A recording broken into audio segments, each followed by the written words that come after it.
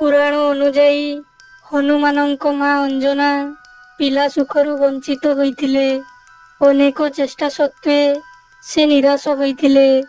एही दुखरे पीड़ित माता अंजना मतंग ऋषिଙ୍କ निकटକୁ ଯାଇଥିଲେ। तापरे मतंग ऋषि तांकु कहिथिले, पप्पा सरोवर पूर्वरे एक नरसिंह आश्रम अछि। एहार दक्षिण दिगरे नारायण पर्वत उपरे स्वामी तीर्थ अछि। सेठाकु जाई स्नान करिबाकु पड़िबो। ता सहित 12 वर्ष पई तपस्या एवं उपवास करिबाकु पड़िबो। तापरे तुमकु निश्चित एक पुत्र संतानर प्राप्ति हेबो।